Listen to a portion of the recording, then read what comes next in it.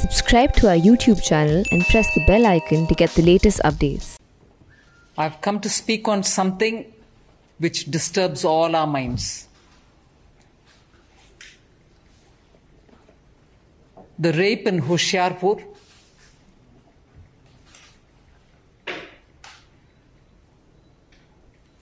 and the complete silence of the Congress party in this matter. A 6-year-old child of a migrant laborer from Bihar, Dalit, is raped, is killed, body half burnt, and it doesn't shake the conscience of the brother and sister pair who rush to every other chosen site which they think can help them politically. Let me first hurry and hasten to say, rape should not be politicized. No rape should be politicized. It's despicable that rapes happen and justice is delayed in some cases. And all political parties together will have to make sure that the system responds speedily and justice is delivered in time. But because we want our political games to be played, we are selective about voicing horror when it is in some states and remain in complete silence when it is uncomfortably in states which are governed by the Congress party. The enthusiasm with which, almost as though they were going for a picnic, the brother and sister pair which ran towards an unfortunate site where something had happened, you want to go, something is rape there. Of course, you're well within your right to go and raise the issue, demand justice for the family. But why not in Hoshiarpur? Why not if it is Rajasthan? The selective cry of outrage that the Congress party wants to show when it is elsewhere but not in their respective governed states is completely exposed. And so is the question for even Tejashwi Yadav, who's contesting in a very forceful manner with his party's leadership being on him. The Bihar elections, a Bihar small child, the daughter of a migrant worker in Punjab. Didn't you please check it up when you had a joint campaign with a Congress leader in Bihar? Are you not answerable to that family in Bihar whose migrant workers have gone there to Punjab?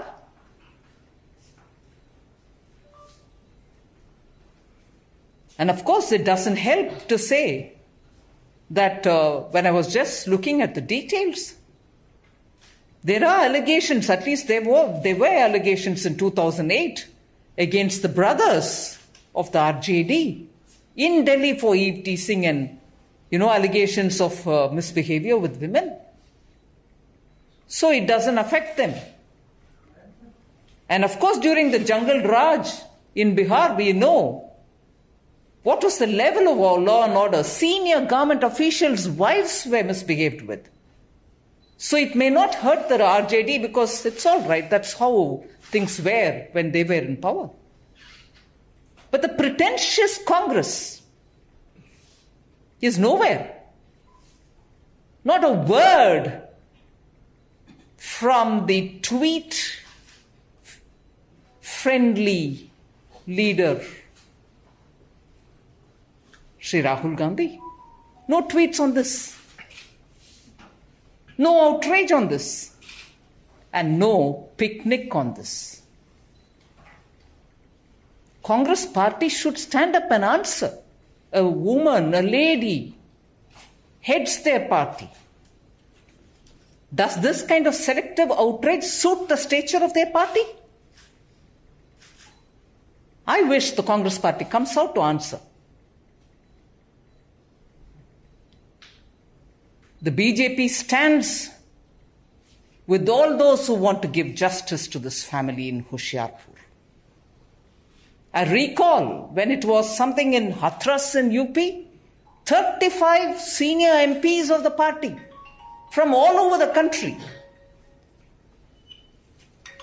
flamboyant in their statements in Twitter, were wanting to go marching to Hathras, asking for justice. Where are those 35 today? No sense of outrage? If it's a Bihari, Dalit child, because it is Punjab under Congress government?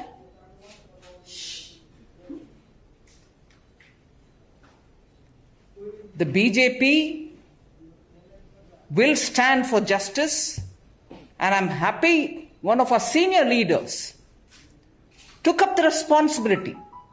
Samplaji had gone to the place, and BJP will ensure justice is done to this family and in time. Thank you. Do you want to do it in Hindi in case? No, in case you want to say it in Hindi. Yeah.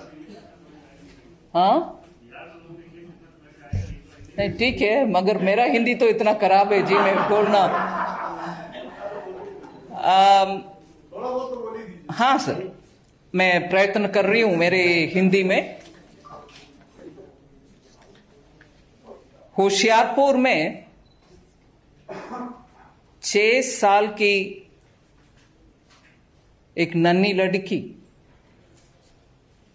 के ऊपर दुष्कर्म हुआ, उनको मारा गया और उनके लाश को जलाने का कोशिश भी हुआ। बिहार से पलायन होते हुए आए हुए एक लेबरर के, माइग्रेंट वर्कर के परिवार से ये बच्ची उनके काम खेती में कर रही थी, उनके परिवार खेती में काम करने वाले परिवार है, और दुष्कर्म के बाद लड़की तो मर गई। मगर आज भारतीय जनता पार्टी के इस पीठ से मैं कहना चाह रही हूं, कांग्रेस पार्टी की चुप्पी इस विषय के ऊपर एकदम दुखद है। आप रेप को पहले राजनीति से जोड़ना नहीं चाहिए। महिला का सुरक्षित रखने का जिम्मेदारी हम सबका है। राजनीति करना रेप के विषय में गलत है। मैं आज कांग्रेस पार्टी से पूछना चाहती हूं, क्या जहां आपकी सरकार नहीं है वहां अगर रेप होता है, उसके खिलाफ आप भाई बहन गाड़ी में बैठते हुए हंसी मजाक करते हुए पिकनिक में जाने जैसे आप प्रोटेस्ट करने के लिए जाएंगे? मगर होशियारपुर, क्योंकि उधर पंजाब की सरकार है, कांग्रेस की सरकार है, आप होशियारपुर के ऊपर एक भी बात नहीं बोलेंगे क्या?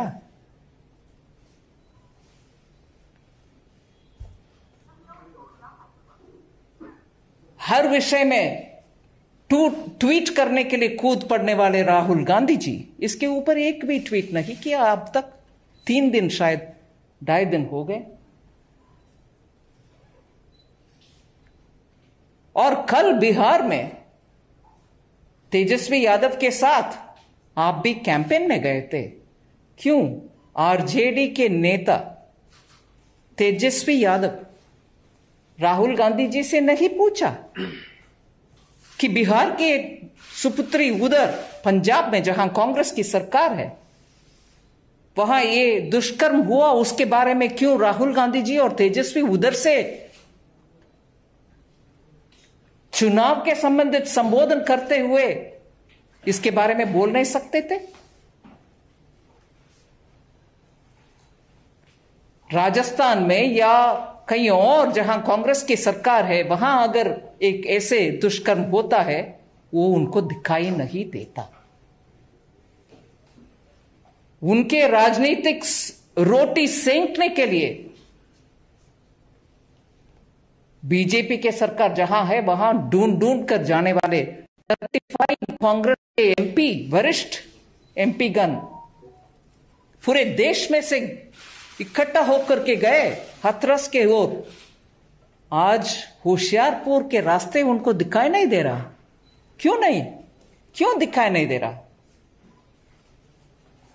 कांग्रेस पार्टी अस्तित्व कंप्लीटली खो चुके हैं उनके। आज ऐसे राजनीति महिला के विषय में, महिला सुरक्षा के विषय में राजनीति करके उनके अस्तित्व ढूंढने वाले कांग्रेस को मैं याद दिलाना चाह रही हूं। बिहार के चुनाव में उनके साथ जो तेजस्वी यादव जी खड़े होकर के बात कर रहे थे, मैं इस विषय में न्यूज रिपोर्ट्स पढ़ने के समय मुझे दिखाई दिया 2008 में आरजेडी के दोनों भाई उनके ऊपर दिल्ली में छेड़छाड़ के एलिगेशंस भी थे। इसीलिए आरजेडी के नेतागण को बिहार के सुपुत्री के ऊपर क्यों याद और सम्मान मन में रहना चाहिए? बिल्कुल नहीं, नहीं रहेगा। क्योंकि आरजेडी के जंगल राज के समय वरिष्ठ अधिकारीगण के श्रीमती, वाइफ्स ऑफ ऑफिसर्स, उनके भी बहुत सारे ऐसे दुष्कर्म का रिपोर्ट्स मीडिया में है। इसीलिए कांग्रेस पार्टी भी, आरजेडी भी आज बिहार के चुनाव में खड़े होकर के इस विषय को छेड़ना उनसे नहीं होगा। मैं इस संदर्भ में आपके सामने, आपके द्वारा यह कहना चाह रही हूं कि बीजेपी बिल्कुल इस परिवार को न्याय दिलाने के लिए उनके साथ खड़े होकर के लड़ेंगे और उनको समय पर न्याय दिलवाएंगे। राइट? धन्यवाद।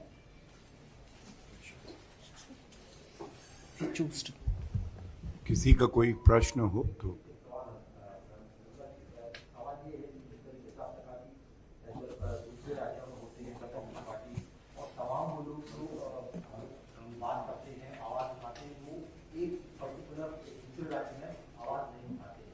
ऐसा एक और विषय है जो अभिव्यक्ति की आजादी की बात करते थे, तो पब्लिक मीडिया नेटवर्क की 1000 पत्रकारों पर एफआईआर कर दी, कोई नहीं बोल रहा। किस तरीके से देखते हैं, इतिहास में ऐसा कभी नहीं हुआ कि 1000 लोगों पर एफआईआर दर्ज कर दी गई। किस तरीके से देखते हैं महाराष्ट्र की सरकार को और मुंबई की पुलिस कमिश्नर की स्थापना? ये तो कांग्रेस की डीएनए ही है। कांग्रेस पार्टी इमरजेंसी के समय, आप सबको याद होगा, विपक्ष के पूरे नेतागण को और मीडिया को इतना सता करके उन सबको जेल भिजवाए। आपको याद भी होगा एक और इंग्लिश न्यूज़पेपर पूरे उनके फ्रंट पेज को ब्लैक करके कुछ और नहीं लिखा था, ये था कांग्रेस के इमरजेंसी टाइम के कुशासन। उसी डीएनए में चलने वाले आज महाराष्ट्र के कांग्रेस के सरकार भी, कांग्रेस अलायंस वाले सरकार भी यही तो कर रहे हैं। और मैं इस संदर्भ में विषय बोलना चाह रही हूं, चाहे वो वामपंथी हो, चाहे वो टुकड़े टुकड़े घोषणा करने वाले एक्सट्रीम वामपंथी हो, या उनको समर्थन देने वाले कांग्रेस हो, इसको जवाब दें जरूर कि इतने सारे अपशब्द माननीय प्रधानमंत्री जी के ऊपर बोलते आए हैं, माननीय गृह मंत्री जी के खिलाफ बोलते आए हैं, कहीं एक के खिलाफ कुछ एक्शन हुआ है क्या? नहीं। मगर उधर आप ही बोल रहे हैं मीडिया से 1000 लोग तक अरेस्ट करके बैठे हैं महाराष्ट्र में कांग्रेस के अलायंस वाले सरकार। मगर पूरी दुनिया में ये नेटवर्क जो चलती है वामपंथी और कांग्रेस का, भारत में फ्रीडम ऑफ एक्सप्रेशन के ऊपर बहुत दबाव है, क्योंकि इस सरकार एक बार जरा सच्चाई तो बाहर आए कि कौन सी सरकार के समय फ्रीडम ऑफ एक्सप्रेशन इतना दबाव में है। इमरजेंसी जैसे अभी जहां कांग्रेस के कुशासन है महाराष्ट्र, वहां हुआ है, ना कि कहीं और। मगर कंपैरिजन करते हैं, वो फ्रीडम ऑफ एक्सप्रेशन आज दिक्कत में है। कोई हमारे बीजेपी के सरकार जहां है वहां दिक्कत में कोई नहीं है। दिक्कत है तो कांग्रेस चलाने वाले सरकार जहां भी है वहां है दिक्कत। एक दूसरा इंसिडेंट भी आप शायद मुझे करेक्ट करिए, मैं गलत बोल रहा हूं तो, छत्तीसगढ़ में हुआ एक जर्नलिस्ट का पिटाई। मीडिया के भाई बहन जरा इसके ऊपर सोच लें, कांग्रेस के डीएनए किस हद तक जा सकते हैं फ्रीडम ऑफ एक्सप्रेशन को दबाने के लिए। और उनके पूरे कैंपेन का सर्किट, पूरे सर्किट, दुनिया भर के सर्किट लिखते हैं, इतने पन्ने पन्ने लिखते हैं कि फ्रीडम ऑफ एक्सप्रेशन खतरे में है। खतरे में कहां है? जहां कांग्रेस के सरकार है वहां।